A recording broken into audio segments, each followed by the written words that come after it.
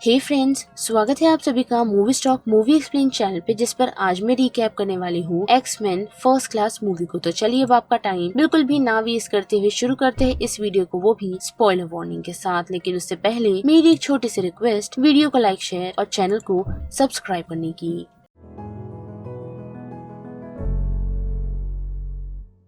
Film की शुरुआत हमें 1944 ऑस्ट्रिच कंसंट्रेशन कैंप से दिखाई जाती है, जहां हम एक नाजी ऑफिसर क्लॉस को देख पाते हैं, जिसकी नजर एक यंग लड़के एरिक पर पड़ती है, जो अपनी माइंड की मदद से एक गेट को बेंड कर देता है, वो भी उसके पेरेंट्स से सेपरेट होने की वजह से। और उस कारण वो एरिक को अपने ऑफिस में बुलाता है और उसके डेस्क पर रखे हुए कॉइन को उसकी पावर की मदद से मूव करने के लिए कहता है। पर अनफॉर्चुनेटली एरिक ऐसा कर नहीं पाता, जिस कारण क्लॉज उसकी मदर को उसके सामने ले आता है, उसे यही कहते हुए कि अगर एरिक ने अपनी पावर उसे नहीं दिखाई तो वो उसकी मॉम को मार देगा। जिस वजह से एरिक काफी कोशिश तो करता है, पर अनफॉर्चुनेटली वो उस डेस्क पर रखे हुए कॉइन को मूव नहीं कर पाता। और जैसा क्लॉज उसे कहता है, ठीक वो वैसा ही करता है, यानी कि वो एरिक की मॉम को शूट कर देता है। जिससे चिढ़ एरिक अपने पावर को इस्तेमाल करता है, यानी कि अपने मैग्नेटिक पावर को, जिस वजह से वो उस पूरे रूम को डिस्ट्रॉय कर देता है। और फिर ये सीन एक मैंशन की तरफ बढ़ता है, जो कि न्यूयॉर्क में है, और वहाँ हमारी मुलाकात चार्ल्स ज़ेवियर से होती है, जो एक टेलीपैथ है। और उसकी मुलाकात एक ब्लू स्किन गर्ल साथ ही शेप शिफ्टर से होती है, जो और कोई नहीं रेवन है। और चार्ल्स पहली बार किसी म्यूटेंट से मिला है खुद के अलावा, जिस कारण वो उसे अपने साथ रहने के लिए इनवाइट करता है। और फिर ये टाइम जंप होता है 1962 की तरफ, जहां हम देख पाते हैं कि एरिक अब बड़ा हो चुका है, जो किसी और की तलाश में नहीं बल्कि क्लॉज की तलाश में घूम रहा है। और वही बात करें ज़ेवियर की, तो हम देख पाते हैं कि वो यूनिवर्सिटी ऑफ ऑक्सफोर्ड में काफी ब्रिलियंट स्टूडेंट रहा है। साथ ही हमें एक CIA ऑफिसर मोयरा दिखाई जाती है, वो भी लास वेगस में, जो US आर्मी के कॉलोनल हेनरी को फॉलो करते हुए हेलफायर क्लब तक आ पहुंची है। और वहाँ हमारी मुलाकात क्लॉज से होती है, जिसने अपना नाम सेबेस्टियन शॉ कर लिया है।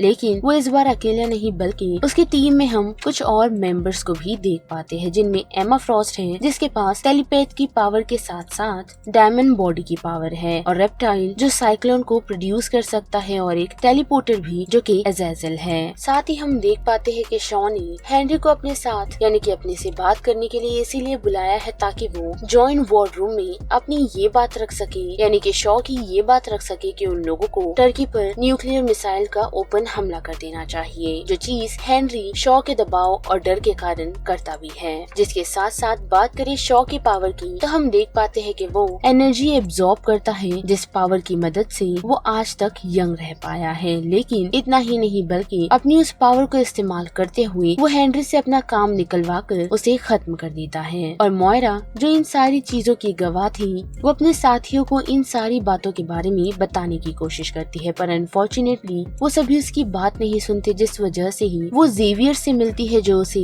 म्यूटेशन के रिगार्डिंग एडवाइस दे रहा होता है। जिस कारण मोयरा ज़ेवियर और रेवन को लेकर CIA ऑफिस आ पहुँचती है, जहाँ वो सभी मिल डायरेक्टर मैककॉन को ये कन्विंस करवाने में, यानी कि ये बताने में कामयाब होते हैं कि म्यूटेंट्स एग्जिस्ट करते हैं, जिसकी बातों पर पहले डायरेक्टर ने भरोसा नहीं किया था। लेकिन ज़ेवियर के समझाने और साथ ही रेवन का असली चेहरा देखने के बाद उन सभी को म्यूटेंट्स पर भरोसा हो गया है, और अब ये भी भरोसा हो चुका है कि शॉ उन लोगों के लिए खतरा है। लेकिन उसी के साथ हम एक और CIA ऑफिसर को देख पाते हैं, जो म्यूटेंट्स को स्पॉन्सर कर रहा है, साथ ही उन्हें सीक्रेटली डिवीजन X फैसिलिटी के लिए इनवाइट भी करता है। और उसी के साथ हम देख पाते हैं कि मोयरा ज़ेवियर ये नोटिस कर पाते हैं कि एरिक शॉ को मारने की कोशिश कर रहा है। साथ ही उस वजह से एरिक जब डूब रहा होता है, तो ज़ेवियर उसे डूबने से बचाता है, वो भी शॉ के वहाँ भागने से पहले। पर ज़ेवियर एरिक को वही ऐसे ही नहीं छोड़ता, बल्कि उसे अपने साथ डिवीजन X में ले आता है, जहाँ हमारी मुलाकात हैंक मैककॉय से होती है, जो कि एक म्यूटेंट साइंटिस्ट है। लेकिन इतना ही नहीं, बल्कि हम देख पाते हैं कि हैंक के पैरों के साथ कुछ तो प्रॉब्लम है, यानी कि वो हमें हाथ जैसे ही नजर आते हैं। जिसके साथ साथ हम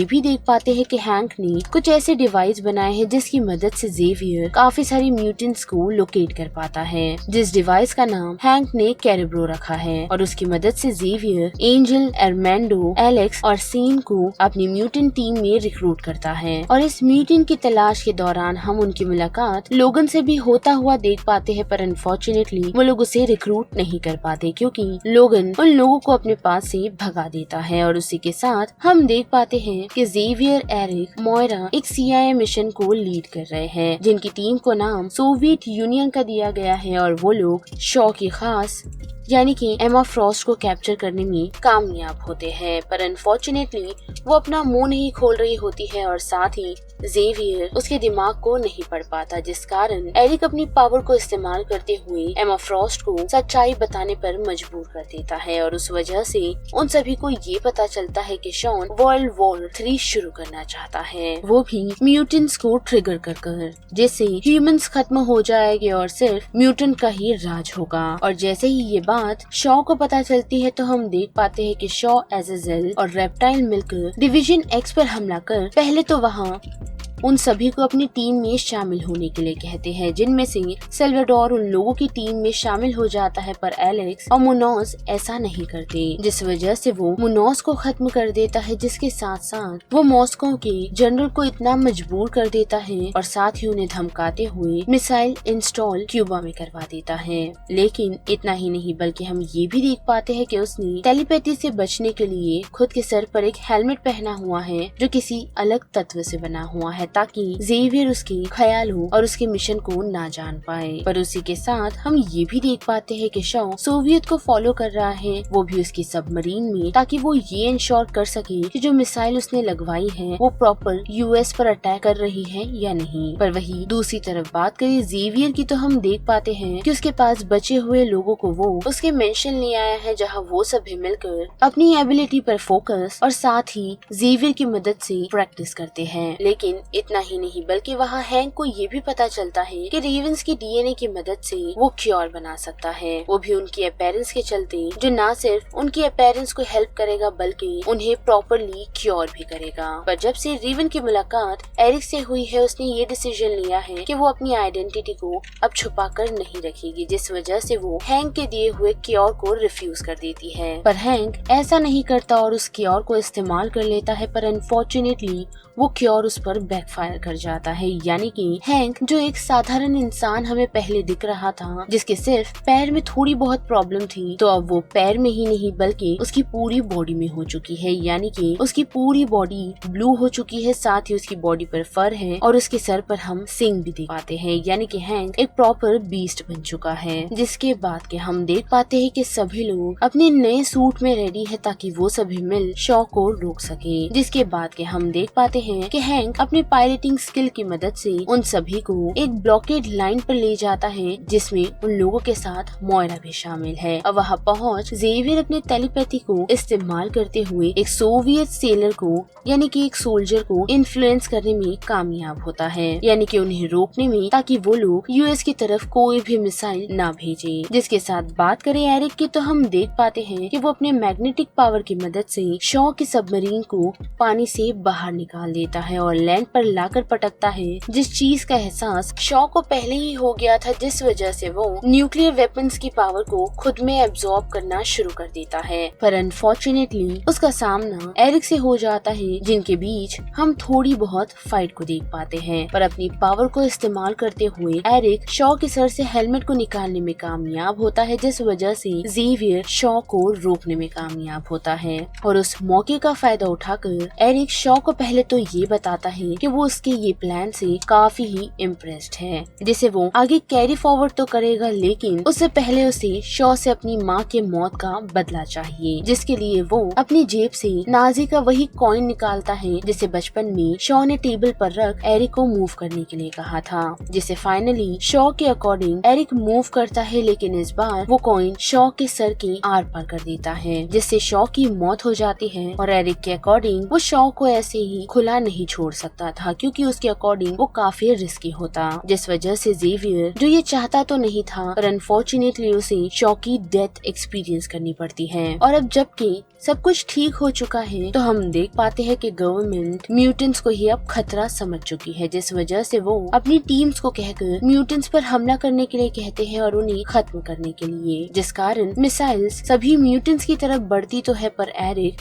उन सभी को इंटरसेप्ट कर लेता है। लेकिन उसे सभी को इंटरसेप्ट इसीलिए किया ताकि वो उन्हीं मिसाइल्स की मदद से उन पर अटैक कर रहे लोगों को खत्म कर सके, जिसे रोकने की कोशिश जेवियर करता है पर अनफॉर्चुनेटली एरिक ने शॉ का वही हेलमेट पहना हुआ है, जिस वजह से जेवियर उसे कंट्रोल नहीं कर पाता और मोयरा उसे रोकने के चक्कर में एरिक पर शूट कर देती है। पर अनफॉर्चुनेटली वो बुलेट एरिक पर तो कोई इफेक्ट नहीं दिखाती पर अनफॉर्चुनेटली वो जेवियर के स्पाइन में लग जाती है तब जब वो एरिक और मोयरा के बीच खड़ा होता है, जिस वजह से एरिक डिस्ट्रैक्ट होकर जेवियर को बचाने के लिए पहुंचता है, जिस वजह से वो डिस्ट्रैक्ट हो जाता है और वो मिसाइल्स फ्लीट तक नहीं पहुंचती, जिस कारण सभी लोग बच जाते हैं। पर अभी भी जेवियर का व्यू म्यूटेंट्स को लेकर अलग है और ह्यूमंस को लेकर अलग, जो उन दोनों को एक साथ लेकर चलना चाहता है। लेकिन बात करें एरिक की तो एरिक सिर्फ म्यूटेंट्स की दुनिया चाहता है ताकि ह्यूमंस बार बार उन्हें खत्म करने की साजिश ना रचे, जो ख्याल उन दोनों के इस रिलेशनशिप को यानी कि इस दोस्ती को खत्म कर देते हैं। और उस कारण एरिक अपनी टीम बना लेता है जिसमें सेल्वाडोर, अज़ाज़िल, रेप्टाइल और रेवन शामिल हो जाते हैं। और फिर कुछ समय बाद हम व्हील चेयर पर जेवियर को देख पाते हैं जो अपने मेंशन वापस आ चुका है, जिसने एक मोटिव बना लिया है स्कूल ओपन करने का ताकि वो म्यूटेंट्स के बच्चों को या फिर म्यूटेंट्स को उनकी पावर सिखा सके और एक अच्छी फैसिलिटी बना सके, जहां मोयरा जेवियर को ये प्रॉमिस करती है कि वो उसकी इस लोकेशन के बारे में किसी को भी नहीं बताएगी, जिस बात की कंफर्मेशन जेवियर उससे लेता नहीं बल्कि उसकी पूरी मेमोरी को वाइप आउट कर देता है, मानो जैसे वो जेवियर और उन सभी को कभी जानती ही नहीं थी। साथ ही हम एरिक को भी देख पाते हैं जिसने खुद का नाम मैग्नेटो कर लिया है। वही बात करें एमा फ्रॉस्ट की तो उसे हेल्थ क्लब के एक मेंबर ने फ्री कर लिया है, वो भी मैग्नेटो की टीम में शामिल करने के लिए। वेल तो बस इस वीडियो में इतना ही। जिस बारे में आप सभी की क्या राय बनती है उसे लेकर आप मुझे कमेंट सेक्शन में बता सकते हो। साथ ही वीडियो पसंद आई तो वीडियो को लाइक, शेयर और चैनल को सब्सक्राइब करना मत भूलिएगा। बाकी मैं मिलूंगी आपसे फिर किसी मूवीज या सीरीज के रिकैप के साथ। तब तक के लिए आप movie stop movie explain channel के बाकी वीडियोस को एंजॉय कीजिए। Till then bye.